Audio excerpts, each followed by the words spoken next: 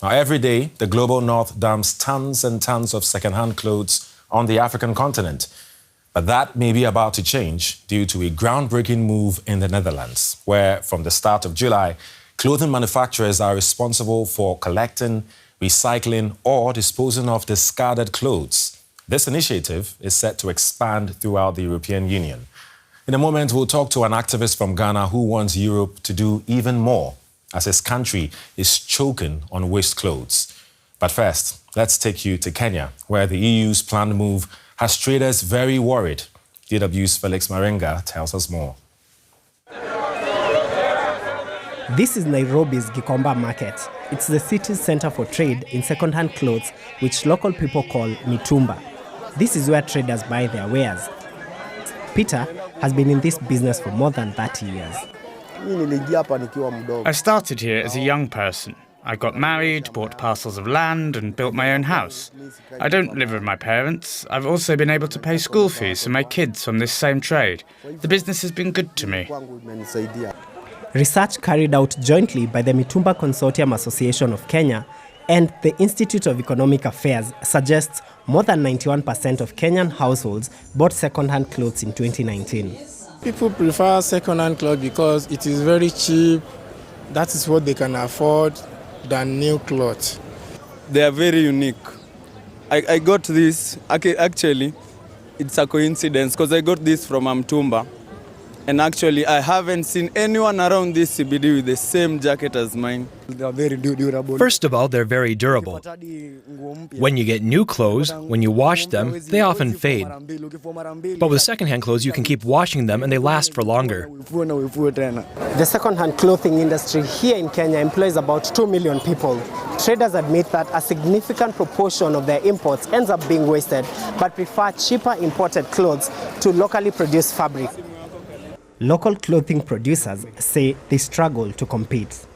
The influx of second-hand clothing in Kenya has had a big hit on local manufacturers and producers because, number one, on our end, the cost of production is really high, and this leaves us with a really small market share, hence having a special or specific clientele, and having a specific clientele translates to low profit margins. Mitumba traders say they are not only providing people with the cheap clothing they want, they are also providing work and immediate income for many young Kenyans. If this trade were to be closed down, so many people would be affected.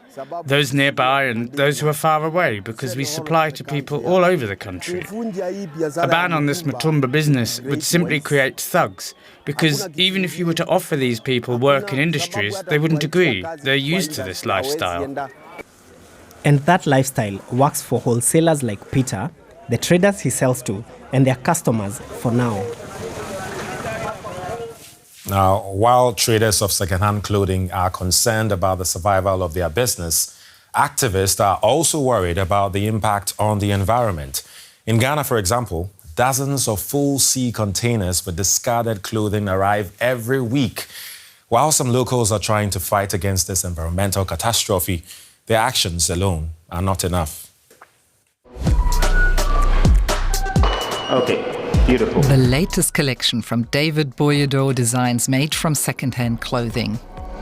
Nice. So as you can see, these are made from 100% pieces that people in Europe and America don't want and has thrown it away. And they throw it to Africa. And that's why we pick them and make them in good use. Every week he goes to the second-hand clothing market looking for denims. I'm looking for the ones that have natural fibers like cotton. I don't want the stretchy ones. In recent years, the quantity of clothes coming in has increased, but it's poorer quality. The quality keeps going down. Brands want to make money. They are not concerned about the quality control. So from here, where is it going? It's going to a landfill. It's going to the sea. Discarded clothes litter the beaches, washed up from nearby rubbish dumps. Many here say stricter rules on what's sent to Ghana are needed. We're just trying to get a database for brands that are responsible, because then it seems like no brand wants to be blamed for this mess, and they will claim we are not part of this, our clothes don't go this far. We need to show them proof that yes, H&M, yes, Adidas, yes, Nike, yes, Mark & Spencer. You are causing harm to Ghana, yeah. He says the producers need to be held accountable both in their home countries and in Ghana, where the pollution is taking place. The money shouldn't stay in Europe. They should extend it to where the clothes are finally taken to, for us to take care of their trash. With so much imported waste, designers like David Boyedo have a hard time finding good material. So select what you send, and the ones you send should be of a good quality. Nobody wants garbage. They don't want the garbage, so we don't want the garbage as well. He wants a thriving fashion sector, but not at a cost to the environment. For more on this, let's bring in Patrick Anyebuno from Ghana. He's an activist with the All Foundation, an Accra-based NGO, helping bring fashion's waste crisis to light. Hello, Patrick. Thanks for joining us. Now, your organization describes the dumping of fashion waste in Africa as, quote, waste colonialism. Why is that? Now, I think we appreciate the issues of colonization and how far it has brought us as a people. And we could all realize that before colonization, as a people here in Ghana, we had our way of life, how we dressed and how we lived. But since colonization came in, now there was a period where all that we knew as Ghanaians, all that we cherished and value, was taken away and made us feel that that didn't matter anymore. And in order to live up to standard and to be at a certain stage, you should look like these people. Now this brought into the market a demand for their goods, what they produce, what they wear, and bring into our market. And it created a void. And for this void, they were the only people who could fill it. And they filled it for so many years that it has become a norm where they fill it with what is good and even what is not good. And for the years over coming to now, with the quality of clothes going down as well, it means that what is being used to fill the void are things that are not of good quality, things that are not good enough for people to wear and to be able to recirculate in the market. And what this does is that it just comes to create problem for the people in Ghana and people around other parts of the global north, and rather does not help like intended to do. Because of all these problems you've realized, you've traveled to Europe pushing and lobbying for stricter regulations with EU parliamentarians. So what exactly do you expect from regulators and brands abroad?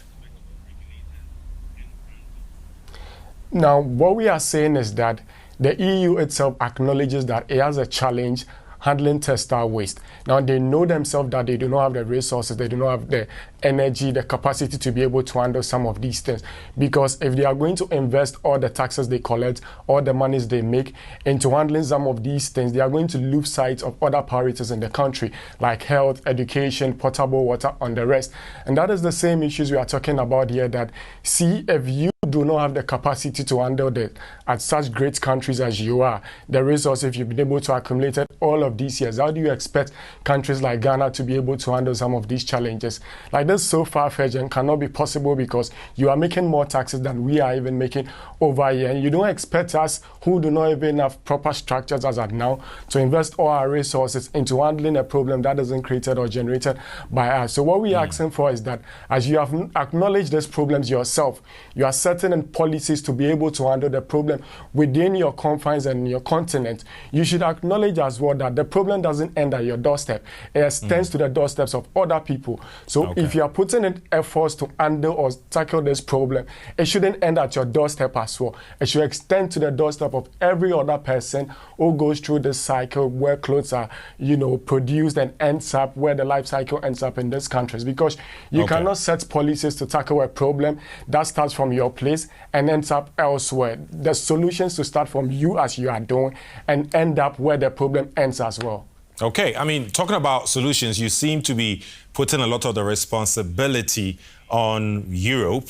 So let me just get this straight. Unless you're saying Europe is forcing its clothes on Africa, shouldn't you rather push African governments to make policies to tackle the influx of such goods from abroad? Well, I don't think all of the responsibility is being pushed on Europe, because even before these demands came up, people within communities like Kantamanto have been working so many years to make sure that garments are recirculated. Now they buy bills, clothes are brought into these countries that are not of good quality, and they put their resources, their investment into it, upcycling clothes that are stained and not of good quality, making them look good again, and put them in the market all over again. Now ask yourself this question: assuming these people were not there to do the work they are doing, which they are not benefiting from and are not getting paid for, as compared to people in Europe who are being paid to sort and do this work, how do you think all these clothes that come up will be recirculated in our market? Obviously, you'd come here and find a heap full of clothes that are not being used. So let's talk about the government role. I get that. Not to cut you. No. Let's talk about. I really want us. No, I'm not cutting you. You're cutting me. Let me. Hold on, please. I want us to also focus on our local governments, because, like I said, unless you're suggesting that all the power lies in Europe and they are just dumping things without, our governments allowing it to come in. This is what I want you to touch on.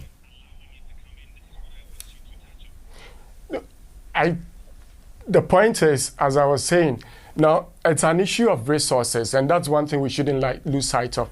Now, if you are saying government should tackle these issues, they need resources to be able to tackle it. The community here needs resources to be able to do the things that they are already doing. Now, you don't expect that people who are not making profit from these businesses they are doing, and the kind of economy we find ourselves in, where taxes, are not as huge as compared to other places, to redirect all of these funds into tackling issues like this. This is why we are saying, see, you acknowledge the issue, you are setting up a policy to handle it, and the policy should extend to these places as well. And it's an issue of funds and resources. If those resources are able to get here, believe you me, we can be able to put in structures that can solve these problems. But if the resources are not there, how do you expect people to be able to do this? Because it's a void that has been created. It's a void that exists. And you are filling this void. And in order to be able to solve the problem being created by this void, there should be resources to be able to do that. Because you cannot expect people to use their own resources they are accumulating to solve a problem that they are not creating. And that's so unfair on the people over here. That is why I'm saying that the people in Kantamanto for so many years have done this, have not benefited from it, and they are not asking for much. They are saying that put the resources here, let the resources reach us as well, just as it is reaching people in the global north, people in Europe who are being paid by governments, who the EPR policy is there to support. Let it reach us as well, so that we can be able to do this work we are doing effectively, because without these people, where are you going to keep these clothes? That is the question you should ask yourself. If you're able to find an answer to this, I think the whole conversation will end. Well, there's so many different questions to ask with that, but I want us to switch it up a bit, because we've seen in our reports from Kenya that traders that deal with second-hand clothes are very concerned to lose their income. What do you say to them? Because for them, they seem to be benefiting, and that's a way for their livelihoods. Well, I think the whole point boils out again to the sorting of clothes, where clothes are built and brought here, and it's declared as things that are no waste. But again, we should understand that some of these things are contextual and work differently, and the dynamics are very different as well. Someone can profit off some of these things, but other people cannot profit off as well, because taste and preferences do different. What people describe as quality and standard also do differ in different places. Now, if you bring a bill where they probably say they are profiting from to a place like Kantamanto, the market dynamics is different. What can sell on the market may not sell over there. So what we are pushing for is not for these people to lose their livelihood. But again, we know that through these businesses, problems are created, because you can't tell us that 100% of everything that is brought in there is being sold. Some ends up somewhere, and these resources should be there to be able to support them. And this business is also a cycle of debt, where people invest so much into the business, they're unable to make profit from it, and they end up, having to borrow and take loans to keep the business afloat. But if you have policies like this being set up to support those with the wealth, those with the resources and the structure to take care of it, why wouldn't you extend it to the people who do not have nothing at all, who for years have toiled and suffered to let this thing stand? That today you have confidence enough to be able to push your things back here. So I think we should really pay attention to the dynamics and not really think it's a wholesale thing where we just push a narrative. Okay, so one would argue this wouldn't have been such a big problem if there was a thriving local textile industry in most countries in Africa. Is it time to say no to European clothing and yes to investing in clothes made in Africa by Africans? Well, the question again, I think we should ask ourselves is that how did we get here? Now, if we are not able to solve the mess that has been created from the past, there's no way we can move forward. It's a great point you are making. It's a great question you're asking. But how can you solve the mess that has been created before? How can you make sure that the void that has been created and is being filled and the problem it has come with has been solved before you can move on to something else? Because as you all know, this particular void that was created and filled has taken away that market entirely and has created problems for us. So if you are not able to solve the problems that it comes with, there's no way you can move forward from where we are today. So the whole point is that we should start by solving the problems we face now, the problems that had existed long until now, before we decide on moving forward. That is what matters. Okay, I'll give you 30 seconds in terms of solutions. 3 quick steps of urgent solutions that are needed at the local and international level to promote a more sustainable fashion industry. Well, we're asking that now. EPR should be made globally accountable such that the funds that are collected do not stay in Europe alone. It goes everywhere that clothes go to. Now, the people in these places already, the local people have started it already. They've spent so many years of their life upcycling clothes, investing in clothes, making them look good and recirculating them within the market. Now, with this kind of funds, it can empower them to be able to do more. It can be able to set up structures where the government can, support in setting up recycling structures that people can use so that these clothes that are being produced, the life cycle does not end up in the landfills, but at least recirculated and repurposed to do other things as well. But again, it all starts with the global north, with EU accepting and making EPR globally accountable before we can take off with the other solutions, because it's fair to say that we have started our part. It's just left for them to do it, yes. Okay, we'll leave it here. Patrick Anyibuno, lobbying for stricter regulations for discarded clothes. Thank you very much for your time.